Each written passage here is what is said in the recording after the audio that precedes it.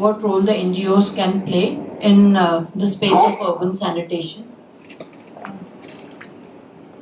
So just to begin with a brief recap from the objectives of Swachh Bharat Mission Urban, wherein there is a lot of emphasis on eliminating open defecation, looking at behavioral change aspects, and also looking at the linkage between sanitation and the health implications, and bringing about an awareness around this, eradication of manual scavenging, and also looking at solid waste management and solid and liquid waste management, and we've been talking about FSM as well, and also looking at improved capacities of the urban local bodies.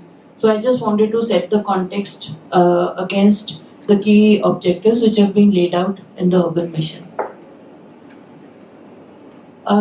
In terms of the role of NGOs in urban sanitation, I pull this out a lot from the experience whatever people has had in the rural communities, and to just put it in context, we talk of situations being very different in the urban areas in comparison to the rural areas, and there are challenges, but certainly there are a lot of lessons to learn, and there are organizations which are shifting gears in terms of addressing issues which exist in the urban areas nearby the areas in which they are working. So certainly that cross-fertilization of ideas between the rural and the urban should continue to happen. In terms of really looking at the role, certainly looking at demand-led sanitation. So it's we talk of community-led total sanitation, but we also talk of issues, aspects of positive deviance. And so how could we really look at the demand generation through innovative approaches? So really looking at the behavior change communication aspect, looking at strengthening both the demand and the supply side more from the market development approaches perspective, so that people have access to good materials when they are constructing their toilets. People have an idea of the right designs which they should be adopting in understanding of the hydrogeological conditions in the areas where they are. And that's one way also to mitigate the environmental issues that may arise because of it.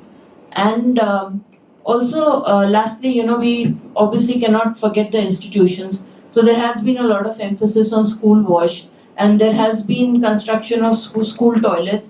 But post that, what? And how are we monitoring the usage of those toilets? And is there access to water in those toilets? Are there enough operations and maintenance funds for the use of those toilets? These are some of the critical challenges which we have faced in the schools where we've worked. And also health centers and community toilets. So whatever people works on an everyone forever approach.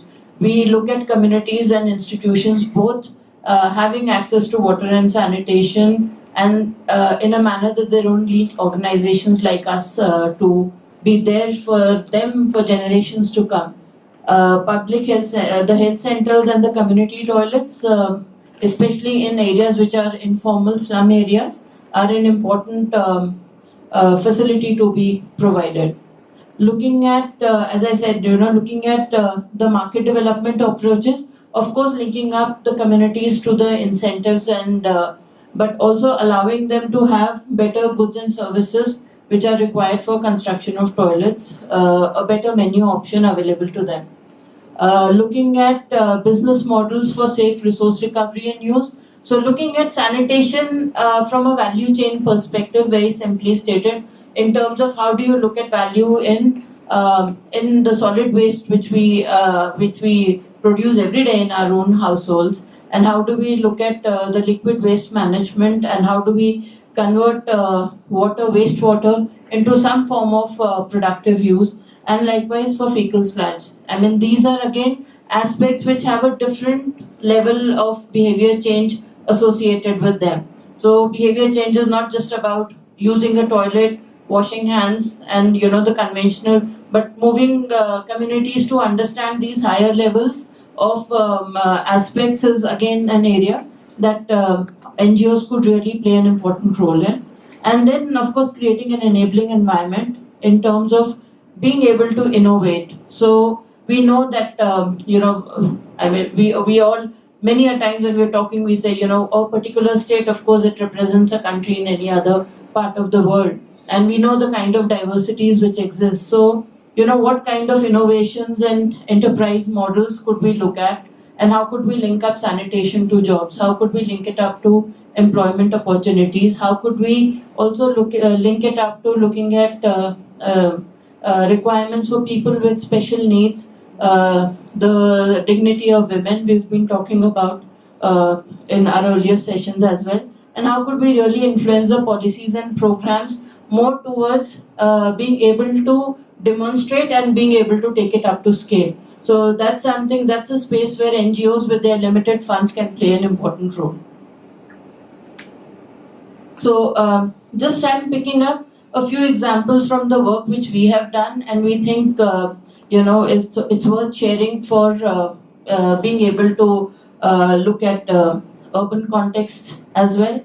In terms of looking at the whole ODF area, we look at three key pillars to it. Of course, creating an awareness and looking at behavior change aspects, but also looking at the market development approaches, and then also looking at how we are able to sustain these gains. So monitoring, and we talked about data, how empowering it can be. So really looking at simple app-based techniques wherein people can generate information and use it through a dashboard, a simple information which is available to the communities. Also, in the space of water, we look at this information actually being generated by the water user committees and being used for decision making, being used for accessing the funds which they can for operations and maintenance. So we do look at village water and sanitation committees, therefore be able to use data on both water and sanitation in their own communities to be able to take decisions, to be able to positively influence people, but also be able to access resources that are required.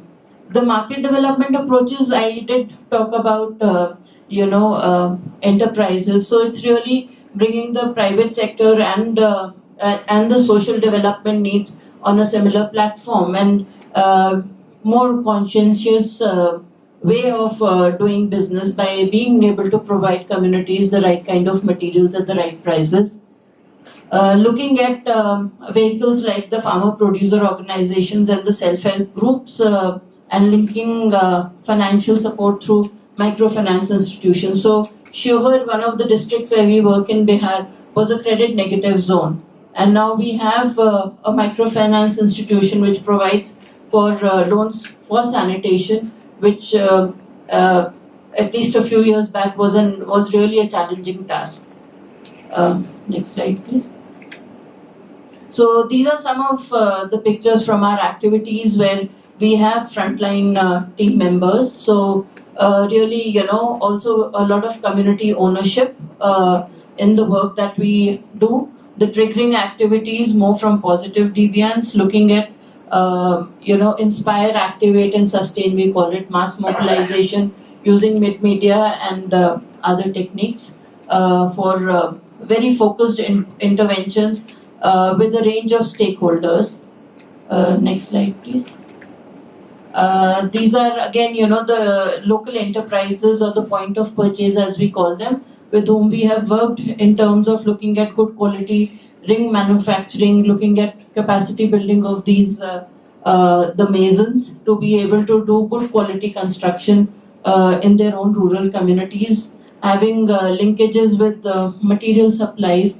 A lot of material for us comes at a very reasonable price now because of the linkage with Gujarat that we've been able to establish for the communities. And there is a lot of demand now for, so people have a preference. People have a preference, they have an aspiration for even a toilet that they construct in their own homes. Next slide, please. Yeah, this is some of the work which we do in terms of monitoring. And so we look at the assets or the facilities that we create. We look at the public institutions in which we work. We look at the households whom we are able to connect with. And then we look at the service providers and the service authorities in terms of identifying the gaps, and then capacity building aspects are informed by some of the data which we generate on a regular basis from our program areas. One of the innovative aspects was also to look at this, aspect of bridging the national technical guidelines and the kind of choices which can be available to people. We developed an e-catalog which was housed on the SBM website as well, and we are using this with the enterprises right now. We are using it with the local masons as well, so that they are able to, it's like really cascading the menu which is available. This is our work with the school wash and the community toilets. So one of the main issues with the school washes operations and maintenance. So we are looking at and drinking water facilities. So there is no segregation of water facilities which are used for domestic use, for example, hand washing, and then for drinking purpose. So the idea in the schools is to really promote the aspect of looking at segregated use of water that is available to them, and then also looking at IEC activities with them. We are also linking up with the Sar Shiksha mission to be able to look at more O&M funds being available to the school. At the moment, we have innovative approaches, like some of the schools have a good amount of O&M fund which they have been able to create to manage these facilities for themselves. And we hope that this is something which can be scaled up, and this is all in the urban areas of Kolkata. And likewise for the community toilets. Again, factory areas, you have a lot of floating population as well. And in many factories, women are working. So looking at separate facilities for, so all the facilities which we provide for have incinerators, change rooms and bathing areas specifically allocated for women. And again, all these community toilets have a pay and use mechanism set up. So again, the idea being that these facilities should be sustained over a period of time. All the work which we do in the schools or community toilets, there is a community contribution, and there is a contribution which we are able to raise from the government as well as a part of the government schemes and provisions that are there. Next slide, please. And in terms of fecal sludge management, our work has, and we think it is an important area for us to work on, knowing the local communities so well and the local conditions so well. In terms of really idea testing some innovative technologies around fecal sludge management. And globally, I think we stand much stronger on this. And in India, we are still establishing some of these technologies to be tested here. And at this point in time, we do pit characterization here. We are looking at membrane-based technologies being piloted right now. They are at an idea stage. But we also have tiger toilets. So these are tiger worms who are able to decompose the fecal sludge really. But in places like Uganda where we work, we also are using sludge for manufacturing of briquettes. And it's very well accepted by the communities over there now, looking at the work which the teams have been able to do with them. We are also looking at, the black soldier fly larvae, again, a way to decompose the waste. And these are some other innovations which we have in the other part of the world where we are working. And the idea is to test these technologies and then to take them to scale. So some of the pit emptying technologies which we are testing right now are very simple 10,000-12,000 rupees technologies, and if they work, they would segregate the sludge and the water, allowing the water to be safely disposed of and the sludge to be then taken off and dumped to a particular site. So over there, the work with the urban local bodies is very important to be able to identify a designated site for the disposal of waste. Next slide. So these are some of the pit emptying devices. Some have been tested and are at still a pilot testing phase, I would say. And that's really the briquette manufacturing from the sludge. It's a small picture, but you can see the briquettes there. Yeah, next slide, please. So we have largely worked in West Bengal and Bihar with the small operations in Odisha. And this year in March, we came over to Maharashtra for a water initiative in Amravati. And we I'm happy to share we launched that initiative in September with the concurrence of the district administration. And while the initiative initially focuses on the aspect of water in the tribal communities which are tanker fed, we do propose to expand our initiatives in 3 areas around sanitation. One is again bringing in the experience of strengthening the supply chain and developing small enterprises who would offer not only toilet construction but also look at offering FSM and sanitation solid waste management related services, looking at building capacities around fecal sludge management and collaboration with the government. Next slide, please.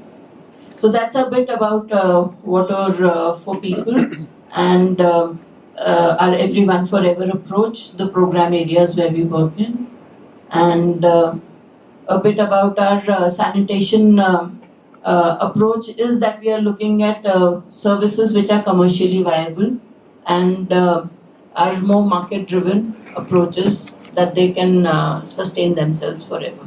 Thank you.